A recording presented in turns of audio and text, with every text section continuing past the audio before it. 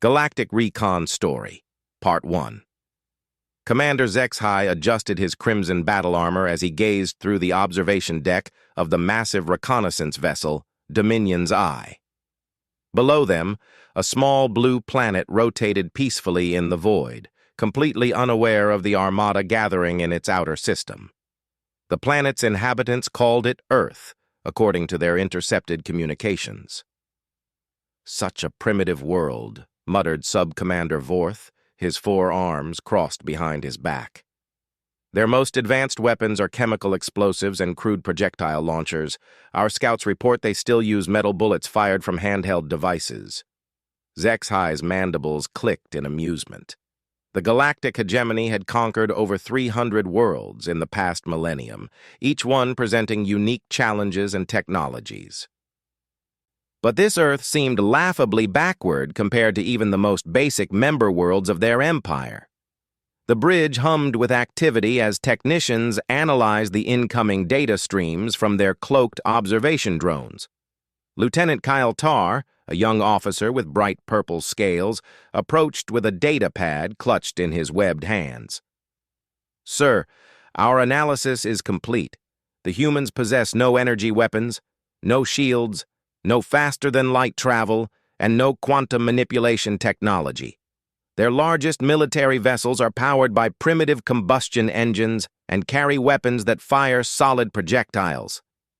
HFY studied the holographic displays showing human military installations, rows of what the humans called tanks, aircraft that required atmospheric flight, and soldiers carrying basic firearms. It was almost embarrassing how easy this conquest would be. "What about their population centers?" Vorth inquired, his secondary arms gesturing toward the tactical display. "Concentrated in large settlements they call cities. No planetary defense grids, no orbital stations, no early warning systems capable of detecting our ships. They appear to be completely isolated on their single world with a few basic satellites." The reconnaissance data painted a picture of a species that had barely crawled out of their technological infancy. While the hegemony possessed plasma cannons that could level mountains, antimatter bombs, and reality-warping weapons, humans were still throwing metal at each other. Admiral Threshgon, the expedition leader, materialized on the bridge via quantum teleportation. His massive form, standing nearly 3 meters tall, commanded immediate attention from every crew member. The scales covering his body had been darkened by centuries of warfare, and his eyes held the cold calculation of someone who had overseen the subjugation of dozens of worlds. "Status report, Commander," he rumbled, his voice carrying the authority of absolute command. "The planet is defenseless, Admiral. Our preliminary scans indicate a pre-space civilization with no significant military capabilities. I estimate complete planetary submission within 72 hours of initial assault." Admiral Threshgon examined the tactical displays with practiced eyes. He had seen this scenario countless times before. Young civilizations, barely understanding the basic principles of energy manipulation, trying to defend themselves against technology that seemed like magic to their primitive minds. "Their weapons appear to be kinetic-based projectile systems," Lieutenant Kyle Tarr added nervously. "Chemical propellants launching metal projectiles at subsonic velocities, completely ineffective against our armor systems." The Admiral's laugh was a deep, rumbling sound that echoed through the bridge. "Metal projectiles? How charmingly primitive. I remember the Korthani tried similar weapons during their conquest. Utterly useless against even our lightest shielding." Sub-Commander Vorth activated a holographic replay of intercepted human military exercises. Soldiers ran across terrain carrying their primitive weapons. Vehicles moved at speeds that seemed almost comically slow compared to hegemony hover tanks, and aircraft that couldn't even achieve orbital velocity. "Look at this," Vorth pointed to footage of human soldiers training. "They actually aim their weapons manually, using their biological vision systems. No targeting computers, no predictive algorithms, no quantum-locked guidance systems. They point and hope their projectile travels in a straight line." The bridge crew found this particularly amusing. Hegemony weapon systems incorporated artificial intelligence, quantum targeting, and could adjust their trajectory mid-flight to compensate for enemy movement, atmospheric conditions, and even temporal distortions. "What about their defensive capabilities?" Admiral Threshgon asked, though his tone suggested he already expected a disappointing answer. "Minimal, sir. They've constructed barriers from metal and composite materials, but nothing that could withstand even our smallest plasma charges. No energy shields, no phase shift protection, no molecular restructuring capabilities. They appear to rely entirely on hiding behind solid matter." Lieutenant Kyle Tarr brought up additional data on his display. "Their communication systems are electromagnetic-based, easily intercepted and disrupted. They have no quantum entanglement networks, no subspace relays. Cutting off their coordination will be trivial." The ease of this upcoming conquest was almost disappointing to Admiral Threshgon. He had built his reputation on overcoming challenging opponents, civilizations that pushed the hegemony's military capabilities to their limits. The Vorthak Empire had possessed reality-warping technology that required months of careful planning to overcome. The Silicon Collective had created self-replicating defensive systems that adapted to every weapon used against them. But these humans offered no such challenge. They were so primitive that studying them might provide more scientific value than their conquest would provide strategic benefit. "Do they show any signs of advanced research or hidden capabilities?" the Admiral asked, hoping for something that might make this mission more interesting. "Negative, sir. Our deep scan probes have penetrated their most secure facilities. They're researching what they call nuclear weapons, but their understanding is so basic they can barely achieve controlled fission. Their most advanced experiments wouldn't even scratch our ship's hull plating." Commander HFY pulled up intelligence reports from their cultural analysis teams. "They're also remarkably fragmented as a species, Admiral. Multiple competing nation-states with ongoing conflicts between them. No unified planetary government, no coordinated defense strategy. They're so busy fighting each other they won't even notice our approach until it's far too late." This was perhaps the most telling detail. Advanced civilizations typically unified when faced with external threats, pooling their resources and knowledge to mount effective resistance. The fact that humans remained divided suggested they lacked both the wisdom and capability to pose any meaningful opposition. "Their manufacturing capabilities?" Admiral Threshgon asked, going through his standard pre-conquest checklist. "Impressive quantity but laughably primitive quality. They mass-produce their simple weapons using automated systems, but the technology involved is centuries behind our most basic fabrication methods. They still smelt metal in furnaces and assemble components using mechanical tools." The tactical display showed human factories producing thousands of vehicles and weapons, but every single item was based on the same limited technological principles: combustion engines, chemical explosives, and kinetic projectiles.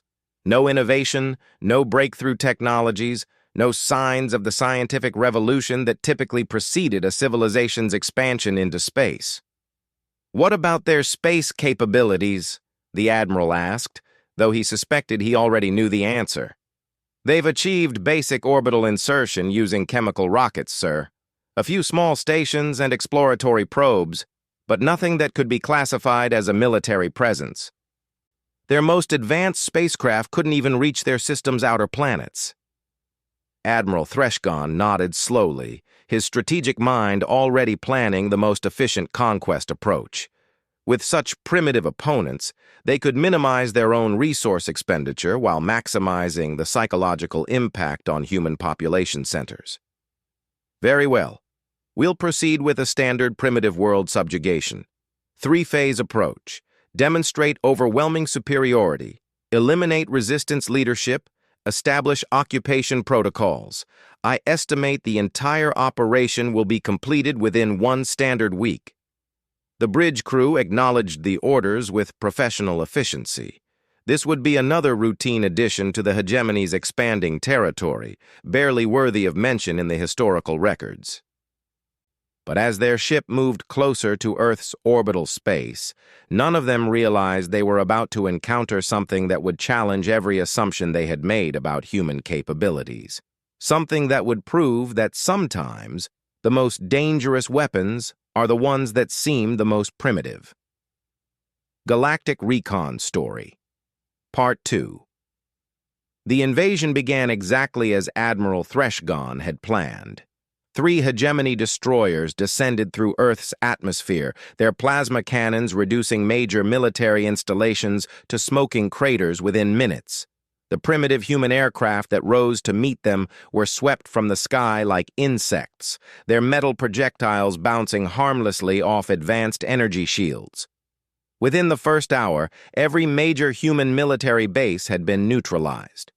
Their communication networks were severed, their command structures obliterated, and their leaders either captured or eliminated. The operation proceeded with the mechanical precision that had made the hegemony's military expansion so devastatingly effective.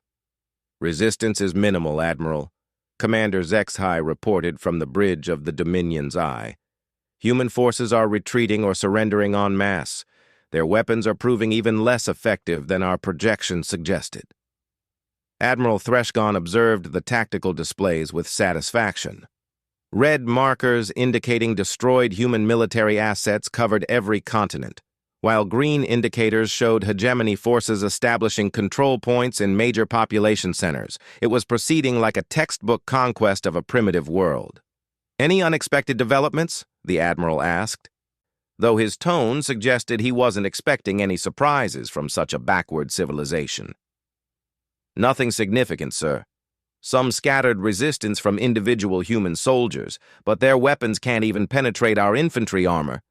Our ground forces report the humans seem almost paralyzed by the technological gap."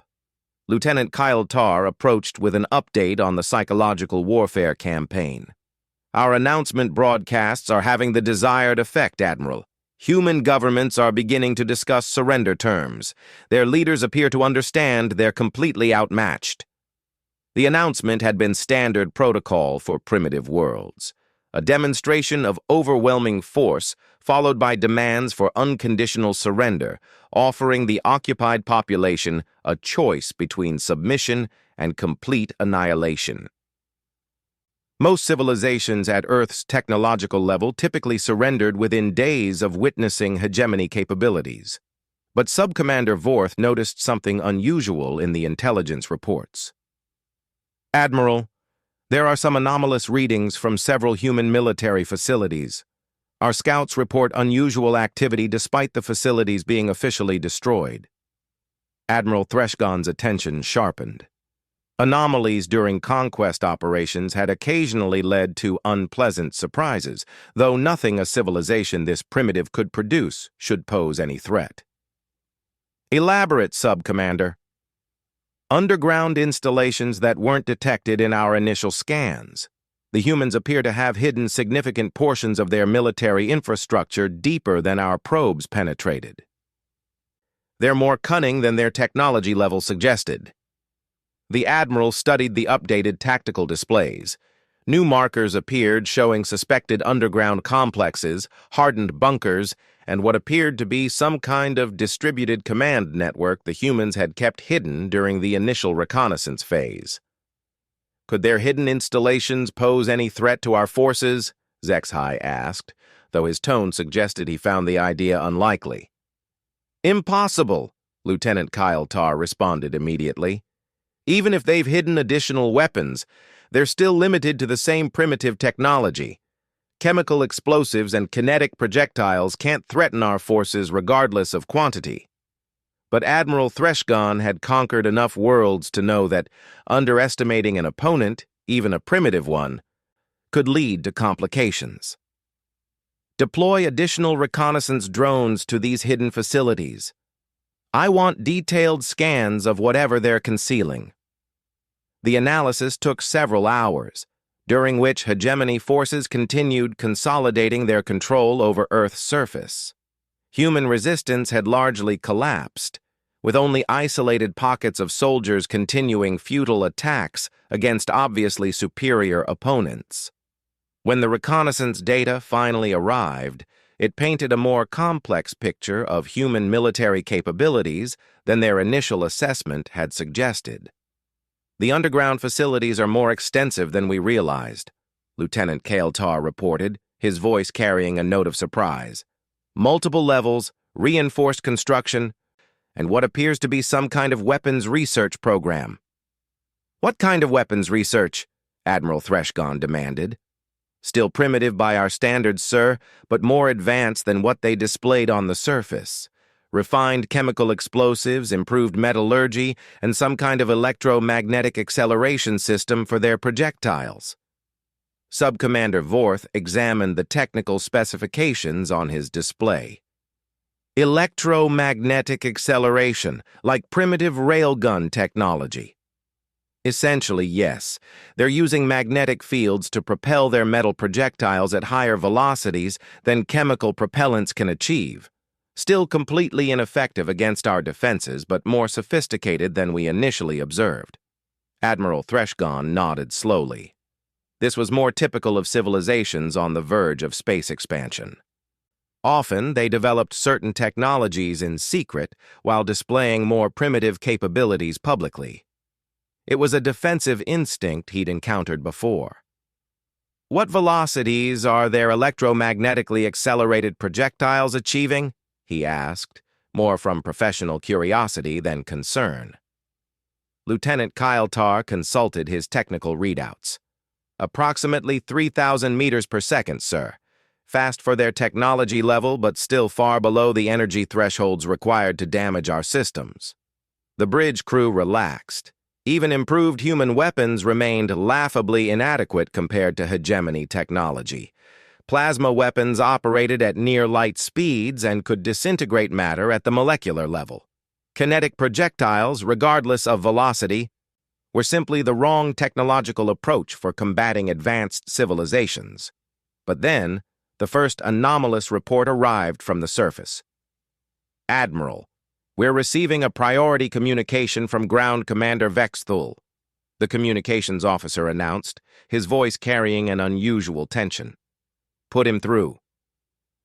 The holographic image of Ground Commander Vexthul materialized above the bridge's central display. The veteran officer's usually composed demeanor showed signs of agitation, and his armor bore scorch marks that hadn't been there during the initial assault. Admiral, I need to report an unusual incident during our occupation of the human facility they call Fort Braxton. We encountered a small group of human soldiers who refused to surrender despite witnessing our technological superiority.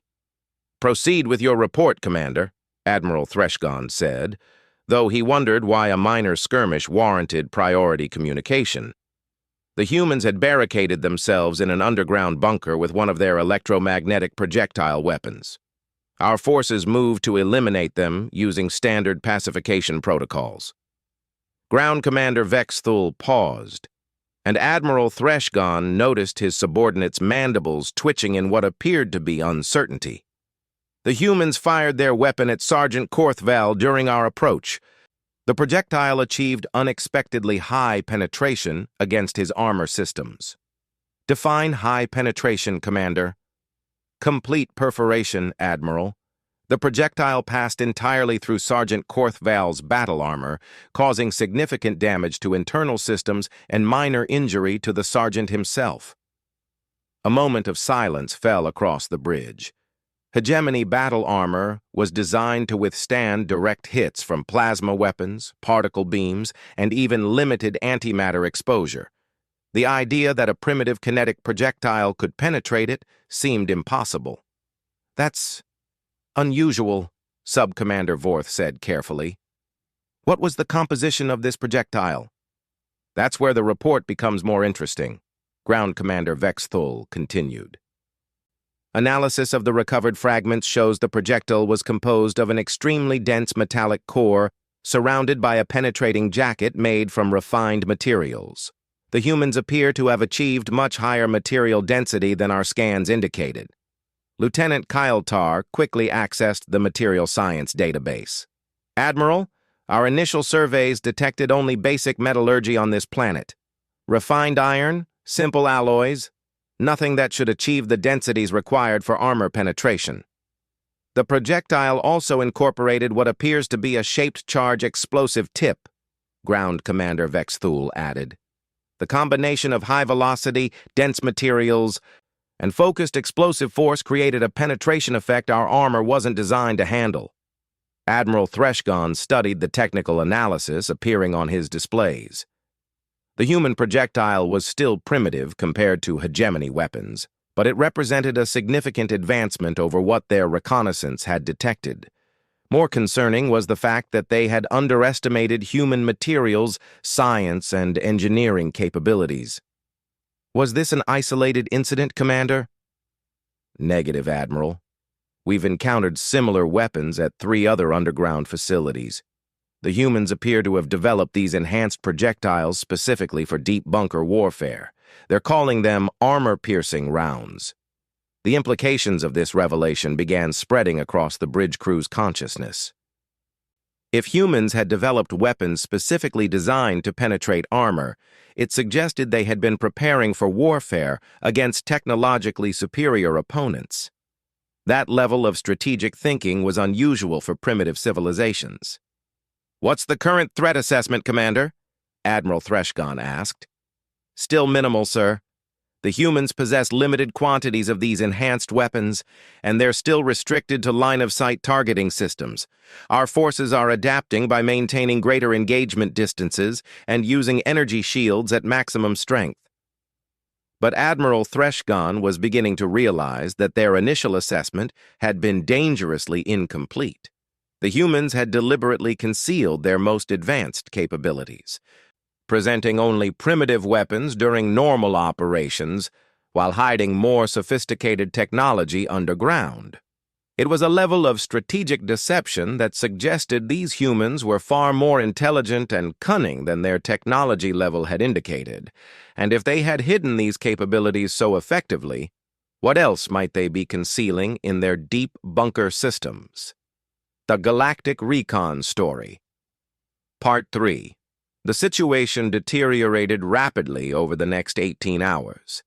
What had begun as scattered incidents with enhanced human weapons evolved into coordinated resistance that demonstrated capabilities Admiral Threshgon had never encountered from a primitive civilization. "Admiral, we're receiving multiple priority reports from all ground commanders," the communications officer announced, his voice strained with barely controlled alarm. "Human resistance has significantly intensified across all occupied territories."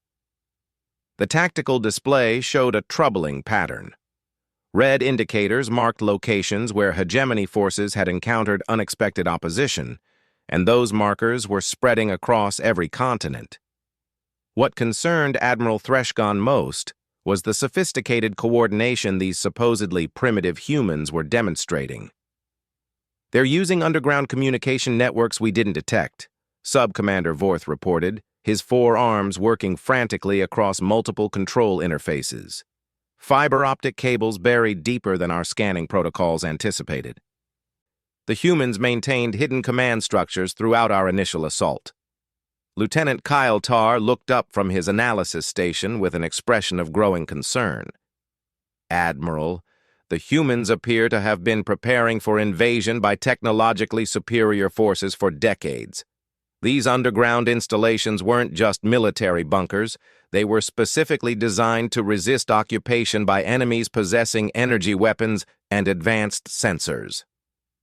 The revelation sent a chill through Admiral Threshgon's strategic mind. Primitive civilizations typically developed their military technology in response to threats from their own species. The fact that humans had prepared specifically for extraterrestrial invasion suggested either remarkable foresight or prior contact with advanced civilizations. "Ground Commander Vex Thul is requesting immediate reinforcement," the communications officer continued. "His forces have encountered a human installation equipped with weapons that shouldn't be possible given their technological level." Admiral Threshgon activated the emergency communication channel. "Commander Vex Thul, report your status immediately." The holographic display flickered to life, showing Ground Commander Vexthul in what appeared to be a heavily damaged command post. His armor showed extensive damage, and several of his subordinates were visible in the background receiving medical treatment. "Admiral, the humans have revealed capabilities that contradict every aspect of our intelligence reports," Vexthul began, his voice carrying the strain of someone who had witnessed something that challenged his understanding of warfare itself. "Be specific, Commander." "They possess what appears to be a single-shot projectile weapon that penetrates our heaviest armor as if it were atmospheric gas. We lost an entire assault squad to one human soldier with one weapon firing one projectile." The bridge fell silent. Hegemony assault squads wore the most advanced personal protection technology in the galaxy, equipped with energy shields, ablative armor, and defensive systems that could withstand direct antimatter impacts. "That's impossible," Lieutenant Keeltar whispered. "No kinetic projectile can achieve those penetration capabilities, regardless of velocity or composition." "Show me the weapon," Admiral Threshgon commanded. Ground Commander Vexthul activated his armor's recording system, displaying footage from the engagement. The video showed a human soldier, alone in a reinforced position, holding what appeared to be an oversized projectile weapon. The weapon itself looked crude compared to hegemony technology, but when the human fired it, the result defied every principle of military science the Admiral understood. The projectile struck the lead assault trooper and continued through him, through the trooper behind him, through the armored vehicle they were using for cover, and finally buried itself in a reinforced concrete wall. 5 separate layers of the most advanced defensive technology in the galaxy had been penetrated by a single shot from what appeared to be a primitive kinetic weapon. Analysis of the projectile shows material science that shouldn't exist on this planet, Ground Commander Vexthul continued. Dense core penetrators surrounded by explosive charges, but the metallurgy involved requires manufacturing techniques we didn't detect in any human facility. Sub-Commander Vorth accessed the weapons analysis database, cross-referencing the human weapon against known technologies from every civilization the hegemony had encountered. "Admiral, this weapon demonstrates principles similar to antimatter-enhanced penetrators used by the Vorthak Empire, but achieved through completely different technological approaches. The humans call it a 50-caliber anti-material rifle," Ground Commander Vexthul added. But the term anti-material appears to be a significant understatement given its capabilities against our equipment. Admiral Threshgon studied the technical data streaming across his displays. The human weapon achieved its devastating effect through a combination of extreme projectile velocity, precisely engineered ammunition, and what appeared to be some kind of localized field manipulation that enhanced penetration beyond what pure kinetics should allow. "How many of these weapons have you encountered?" the Admiral asked. "Unknown, sir. The humans deploy them sparingly, using single shots from concealed positions before relocating. Our forces can't predict where the next shot will come from, and standard defensive protocols are proving inadequate." Lieutenant Keeltar brought up casualty reports from across the planetary invasion force. "Admiral, we've lost more personnel in the past day than during the entire initial assault phase. Human resistance is becoming increasingly effective despite our technological advantages." This was unprecedented. Hegemony forces were specifically trained and equipped to handle technologically inferior opponents, and their standard protocols had proven successful across hundreds of worlds. But these humans were demonstrating capabilities that seemed to transcend their apparent technological limitations. "There's something else, Admiral," Ground Commander Vexthul continued. "The humans using these advanced weapons appear to be selected specialists, individuals with capabilities that exceed normal human parameters." "Explain." "Enhanced physical performance, reaction times that approach our own species' capabilities, and what appears to be intuitive understanding of advanced tactical principles. They're not just using superior weapons, they're superior soldiers operating those weapons." Admiral Threshgon felt the first stirrings of genuine concern. Superior weapons could be countered through tactical adaptation, but superior soldiers using superior weapons represented a fundamentally different challenge. "Are you suggesting these humans have enhanced themselves?" Sub-Commander Vorth asked. "Unknown, sir, but their performance characteristics suggest capabilities beyond baseline human parameters. They're achieving targeting accuracy at ranges our sensors indicate should be impossible using optical targeting systems." The implications were staggering. If humans had developed biological enhancement technology while concealing it during reconnaissance, they represented a far more advanced civilization than any surface analysis had indicated. "Admiral, incoming priority communication from Fleet Command," the communications officer announced. Admiral Threshgon accepted the transmission, expecting routine status updates. Instead, he found himself facing Fleet Admiral Korthgen, his immediate superior, whose presence on the communication channel indicated the situation had escalated beyond planetary concerns. "Admiral Threshgon, we're monitoring your operation with significant interest. Your report suggests the human resistance is proving more challenging than anticipated." "Yes, sir. The humans concealed advanced military capabilities during our reconnaissance phase.